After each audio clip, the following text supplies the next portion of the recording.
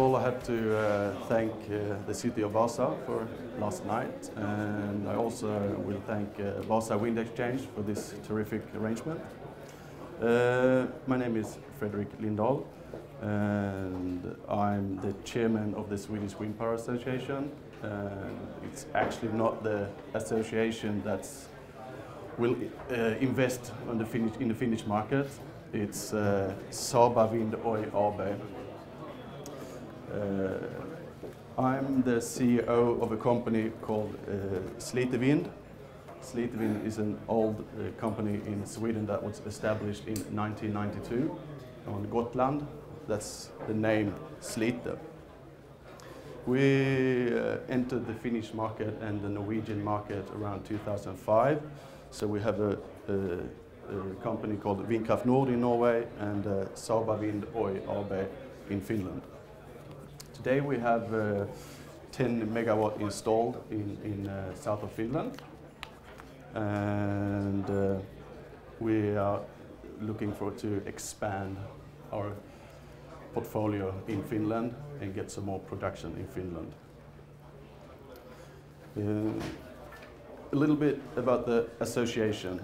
As said, I'm the chairman of the. This was a reminder that I'm going to have a speech on the conference.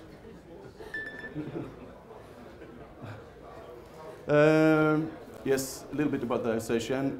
It's a non-profit association. It's open for everyone, founded in '86, and roughly 2,000 members, and we are promoting the development of wind power in Sweden.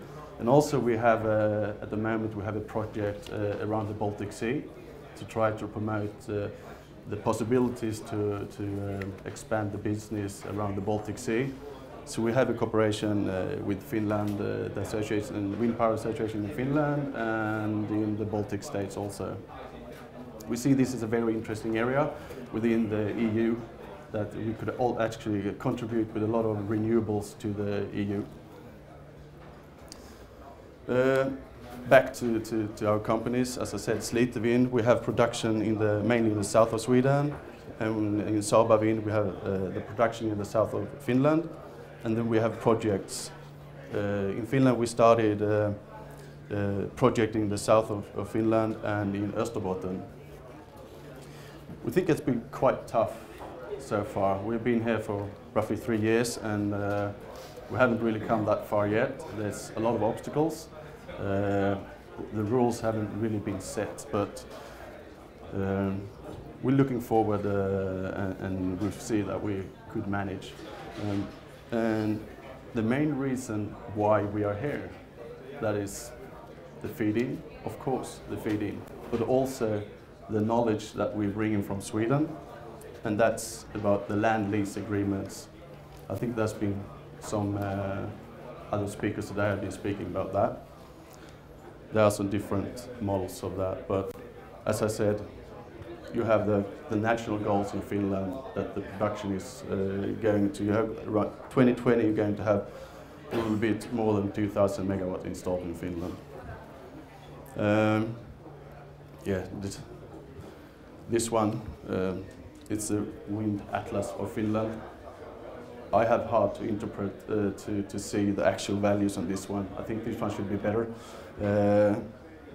Everybody knows the wind is quite good around the coast, but you should have different colors on this one.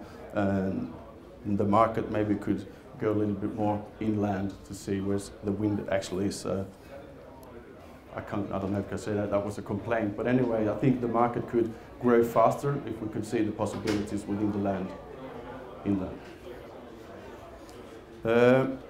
About the land agreement, land lease agreement. This is a model that's commonly used in Sweden. You have the turbines, and then you have an area around the turbines where you give the landowners, they get a percentage according to how much land they have within this circle.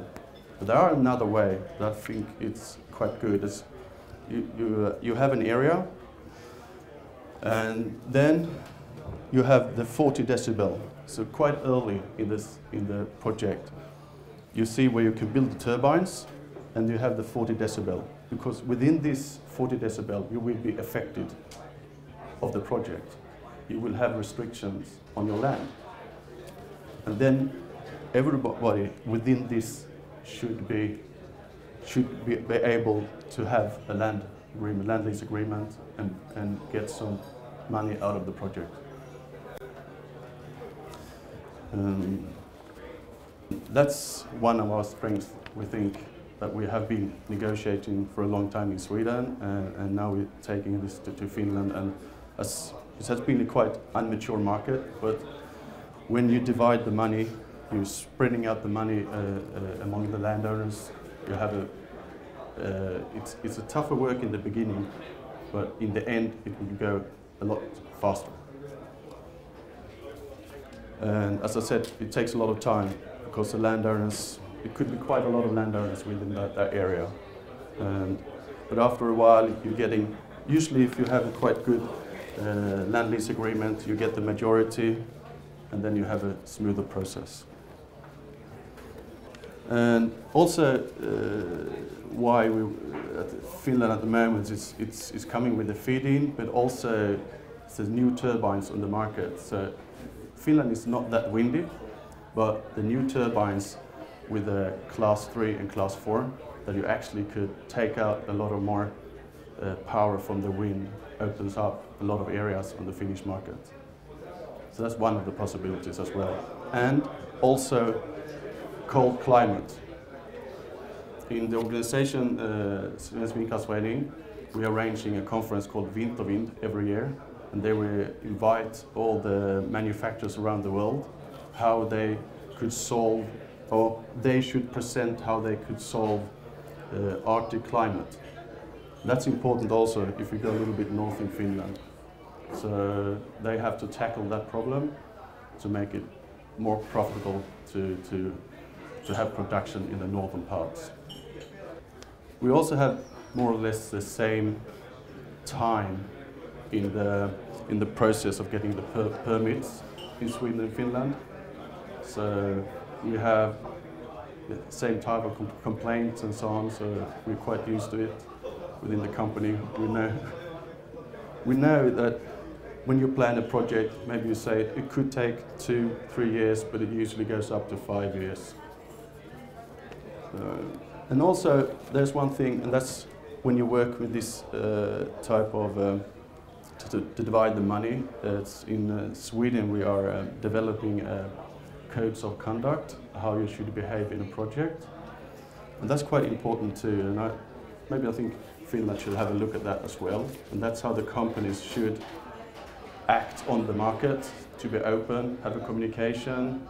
That means, as I said, it's tougher in the beginning, but it make the process go faster.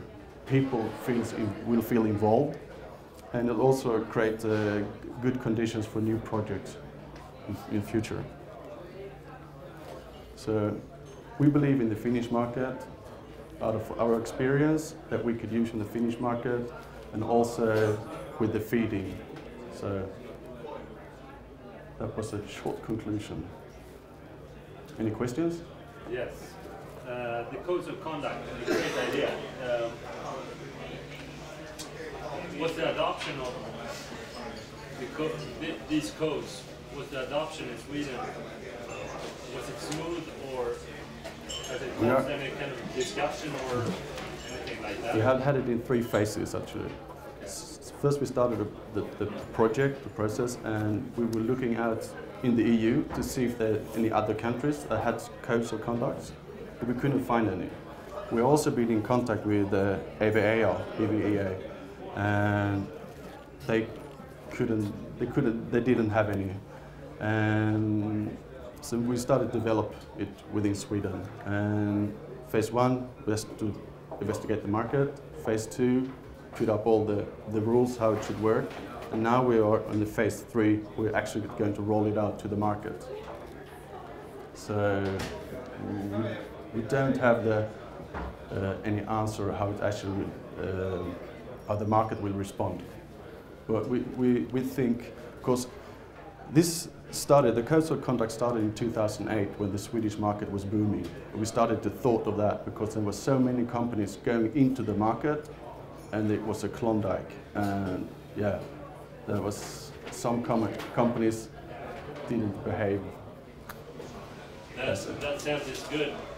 We're gonna follow up your experiences and then learn from the mistakes and follow up fast.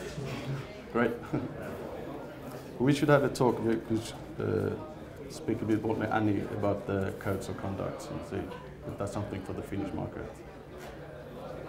What is the same for landowners? If you own 10 hectares over there, so what is the annual revenue for the landowners? Can you give us any hint? No, it depends on how many turbines and so on, and yeah. But anyway, it's you divide it. You have a percentage of the income from the project. You give a percentage, and then the ones who are getting the turbines and new roads are getting